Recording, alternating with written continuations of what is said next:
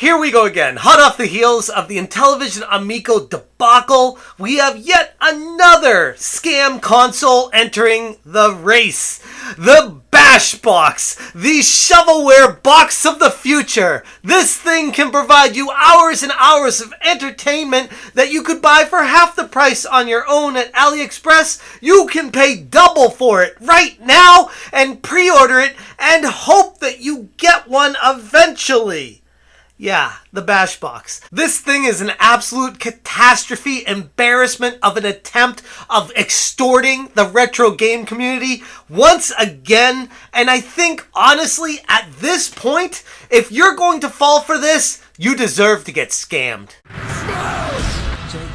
Hit that subscribe, give me a like, and check out smashjt.com for the full breakdown of the latest scam console, the Bash Box. And I gotta be honest, I never even heard of this thing. Shout out to Retro Bro that gave me the heads up on it, and I started doing some research, and holy crap, this hole goes deep. And there are some YouTubers out there that are already jumping on the hype train to promote this thing, talking to the creator of it, getting the word out there, and trying to have people fall for it. Remind you of Tommy Tallarico? Yep, quite a bit. Let's talk about the Bash Box and why this thing is so pathetic. The Bash Box is being marketed as the ultimate gaming device for indie developers and retro gaming enthusiasts alike, featuring advanced specs and support for both local and online multiplayer gaming.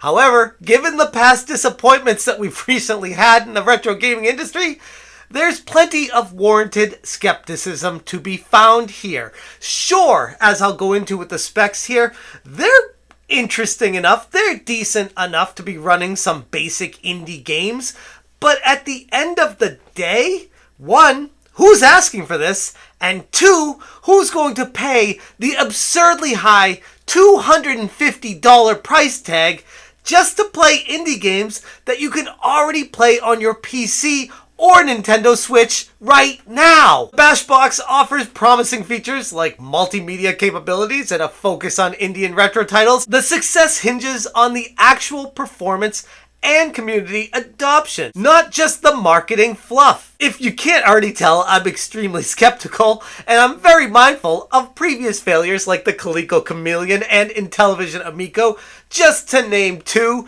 in a long line of scam consoles. And like I said at the outset here, people who are falling for this thing and are putting $250 down in advance to deposit and reserve one of these and pre-order it, holy crap, I got a bridge to sell you. This is embarrassing. Yes. So the idea was power balancing with price. Yeah. Making sure we can give it to, at an affordable price with as much power as we get back into it. I tried to go for something like a Snapdragon, but that would have cost a end user about $700 to $800. Yeah. And I didn't want to do that. If you're going to spend $700, $800, you can buy a PlayStation 5. I wanted to make sure this was affordable, something that you want to buy and want to play. Make sure, we had indie developers who, because they're going to be the forefront of the system. I've gone to different AAA developers, but my goal is to showcase more indie development. I want people to see a lot of these games. I don't want games to get lost in, Xbox Game Pass, where they'll have, one indie game that you wouldn't try because it's right next to Halo Infinite. The retro community is talking about this, and it's starting to pick up the pace on the hype, and I just can't. I can't right now. Someone who dealt with the entire Intellivision Amico saga, fell for it hook, line, and sinker with Tommy Tallarico, seeing from the beginning that I thought this thing was completely useless. Tommy came over, talked to me, told me why it was important. I was like, yeah, I could totally see a reason and use for this at the price point and the promises that were made that were ultimately lies and completely fell through, and then the console never even came out. But what Tommy was telling me seemed genuine and truthful enough for me to believe him. You can't just believe people. That's the problem with this industry. People will fall for anything because they want so hard the nostalgia of yesteryear. I see it right now with the iArcade community and Arcade 1-Up community. among many other retro game communities out there, starting to talk about this thing, some hyping it, some against it, but all together talking about it. And I'm like, holy crap, especially the people that are hyping this thing up. How dare you? Like, shame on you for having the dude that's running this thing behind the scenes, the Tommy Tallarico of the Bashbox, on your channel. To give him a platform to spew this nonsense is so embarrassingly bad to your audience. I don't even know what to tell you. Like, I get it. If you haven't been fooled before, you didn't see the Tommy Tallarico stuff, you didn't see the Coleco Chameleon, you didn't see the writing on the wall for all these other consoles out there, you're coming new to the industry and you fall for it. Okay, I get it. I was susceptible as well. But these are experienced YouTubers that see this stuff, that experience this stuff, and then give a platform for this stuff because they want the attention, not because they actually care about the console. This console is completely useless. And I mean that wholeheartedly. Like, sure, I'm sure it could run some games. Great. You know what else can? An Orange Pi 5, which actually, now that I say that, has exactly the same specs that this has at half the price. Taking a quick look at the console specs, the operating system runs Android 13, processor chipset is the RK3588, which is the same thing as the Orange Pi 5. By the way, those of you that don't know, Orange Pi 5 is a very advanced chip that can run games very well, and it's a big deal to have this on board.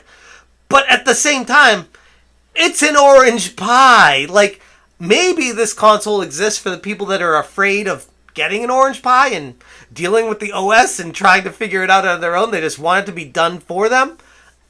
Okay, but at what price? Right now, the Orange Pi 5 is on Amazon for like $125 or so, whereas this thing will run you $250 plus shipping, about $15, plus tax. So we're getting upwards of near $300 for a Orange Pi. Oh, it comes with a controller too. Sorry.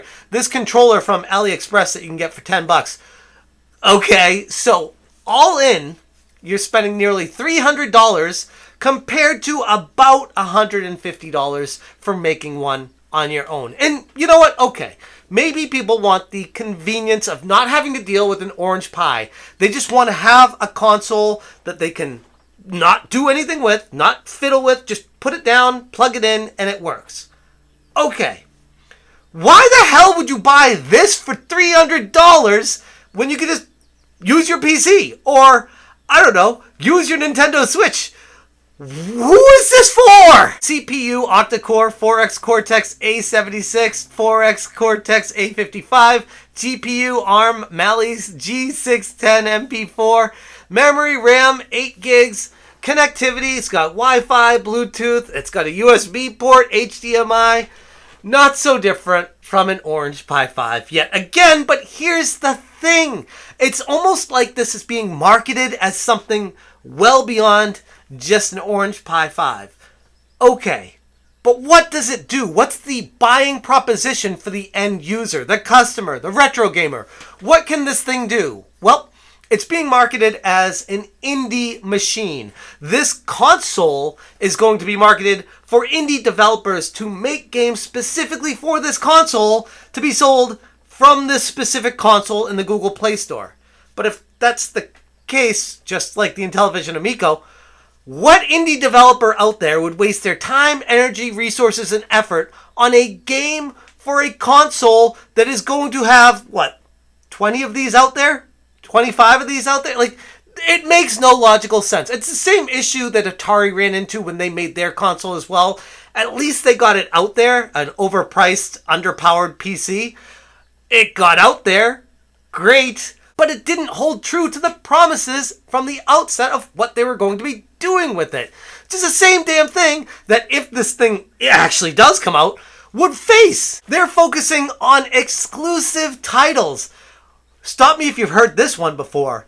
all exclusives for this console. That's what the selling point is. Those exclusives. Bash Sports Online Bowling 2024. Tank Bash EX. Heavy Metal Titans 4K. Zone Blaster. First Blast. Zone Blaster. Driver's Edge. I mean, I gotta be honest. I don't know very much about these. I've seen a couple videos of them. The bowling one specifically. Looks like shovelware. Nothing too special. The names of them sound like shovelware. Nothing too special about them. Who is the audience for this garbage? And then they talk about how it can have Netflix and all these other Disney Plus. Okay, cool. I guess you could download those from the Google Play Store and use it on your Android set-top box. I mean, ultimately this sounds like an Ouya, which failed for the same damn reasons that this is going to fail. And I'd even argue that the Ouya was successful because it actually launched, got out there, lots of people bought it, and it still couldn't make the amount for the games to be produced on it. So it faltered, it failed, it ended up just being a phone projector. That's what it created. But you're not using an official Google Play method of installation, so you'll have those problems as well. Right. With not just that, with support. Now, also, if you brick your Rock Pi because you try to do something wrong, you may be able to send it back, you may not. You might run into the same issues that people have with bigger companies as well. But, with all of that comes money. And then, there is this huge impression that we're making a crap ton of money. I'm a millionaire. I literally live in West Philly, so it's not like we're a place. Where I'm still at.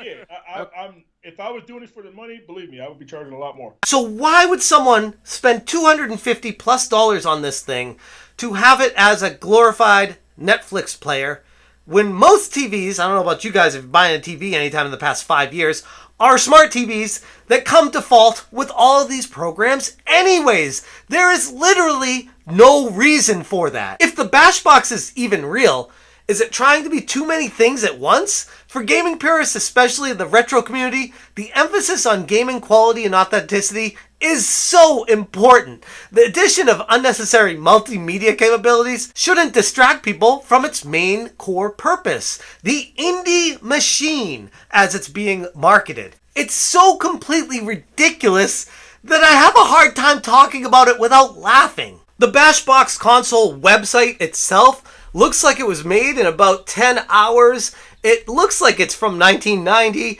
The person putting this together, I did some research on them. His name's Billy McLaughlin II. He's the CEO of Bash Game Studios. And apparently, he's been working at Bash for the past near 5 years.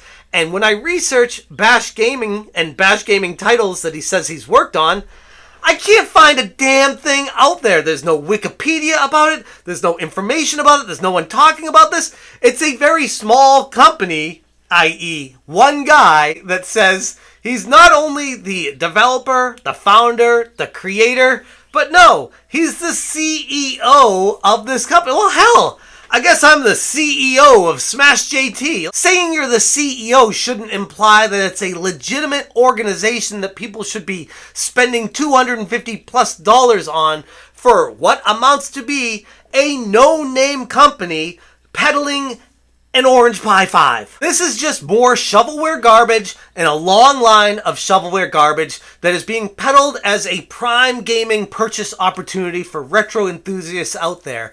Don't fall for it. Like, I don't know how else to say this, but at this point, the retro gaming community has been taken advantage by these types of people so many times that it almost feels like it's a bottomless well that they can just keep going back to and peddling the latest console to sell pre-orders of and then take your money. Even if this thing does come out, this is a pre-order right now, even if it does come out, it's literally double the price of an Orange Pi 5 and a controller from AliExpress. And like I said earlier, sure, if you want someone to do the work for you and you want to spend the extra money for it, great. What's the buying proposition for this garbage, though, when there's other alternatives out there far superior to them? There is no reason for this console to exist. The YouTubers that are pumping this thing and promoting it and talking to this guy should be embarrassed because this is absolutely, utterly ridiculous. ridiculous. And I stand by that. I'm not falling for this garbage again. The whole Tommy Tallarico and Intellivision Amico saga taught me a lesson that I would learn once and remember for the rest of my life. Hopefully, people will see videos like this instead of the YouTubers out there pumping it because they want their channel to get attention because they're talking about the latest and greatest thing, instead of being honest with their audience and saying, what the hell's the point of this thing? I'm going to leave it there. Thank you guys so much for watching. Check out smashjt.com. I will link this article in the description if you want more embarrassing information on the Bash Box and where you can pre-order it, because, I mean, I'll be honest, the website is just embarrassing. You'd think the guy who made games at Bash Studios for 5 years would know how to make a website and also advertise his games on it and talk more about what this thing's going to do. But you go to the website and it's just like, here's the specs from the Orange Pi. Here's the controller from AliExpress, which he doesn't even talk about. And, oh, here, pre-order it for $250. Get out of here. This is ridiculous. I'll leave this link in the description below. Thank you guys so much for watching. And as always, you stay smashing. If you got Elden Ring or Hogwarts Legacy, you're not going to try a lot of those games next to another indie game because you see these games out there because there are a lot of money behind it. You know, indie developers are small businesses. They're just one guy, or teams of two, anywhere between 2 and 8 people. Yeah. Where nobody really gets to shine. I want indie developers to be able to have a place where they can shine. Absolutely. I mean, discoverability. And again, this goes back, by the way, this goes back to indie developers as well, right? If you're an indie developer and you put your stuff on the eShop, can we stop the lie for a second? Can we stop the facade?